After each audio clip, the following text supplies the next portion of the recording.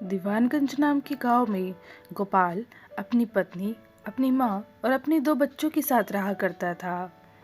Gopal auto चलाने का काम किया करता था।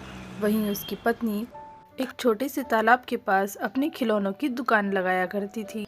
एक दिन गोपाल ने अपनी पत्नी से कहा, भाग्यवान, तुम्हारे भाई का फोन आया था। तुम्हारी माँ की तबीयत बहुत ज्यादा खराब है, उन्होंने हमें बुलाया है। बच्चों को घर में दादी के पास छोड़ करके दोनों ऑटो से तुरंत दूसरे गांव के लिए निकल गए। जल्दबाजी में गाड़ी चलाने के कारण गोपाल और उसकी पत्नी का एक्सीडेंट हो गया और उनकी मौके पर ही मौत हो गई।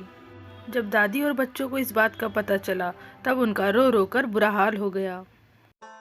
अब घर चलाने के लिए दादी खिलौनों की दुकान लगाया करती थी।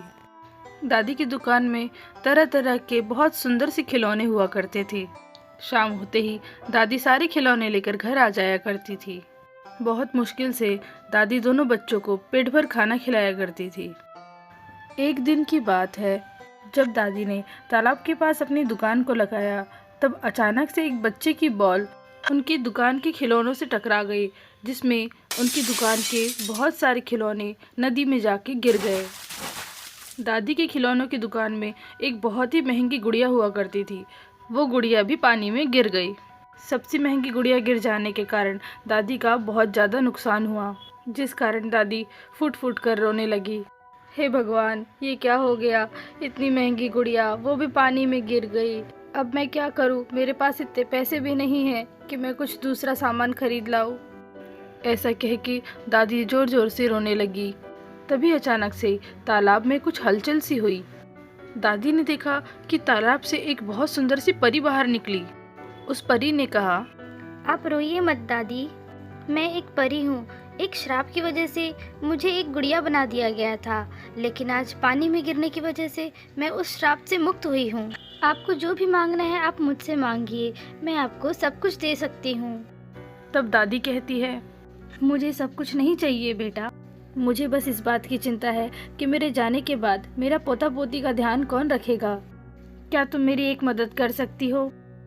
तब परी कहती है, हाँ बोलिए ना। दादी कहती है, क्या कुछ साल तुम मेहमान बन के हमारे घर में रहोगी जब तक मेरे पोता पोती बड़े हो जाएंगे? परी कहती है, इतने साल मैं अपने परिवार से दूर थी और एक गुड़िया बनी हुई थी, लेकिन आज आपकी वजह से मैं मुक्त हुई हूँ और आप लोगों के साथ रह के मुझे फिर से एक परिवार मिल जाएगा। फिर दादी उस परी को लेकर के घर चले जाती है। घर जाके दादी उस परी को उन बच्चों से मिलाती है। दादी के घर में परी है इस बात का किसी को पता न चले, इसलिए परी एक साधारण सा रूप धारण कर लेती है। फिर परी घर के पास ही एक दुकान दादी के लिए खरीद देती है, लेकिन कुछ ही सालों बाद दादी भी उन सबको छोड़ करके चले जाती है। फिर वो परी एक बड़ी बहन की तरह उन बच्चों का बहुत ध्यान रखती है, और जब बच्चे बड़े होकर के अपने अपने पैरों पे खड़े हो जाते हैं तब वो परी हमेशा के लिए वहाँ से चले जाती है।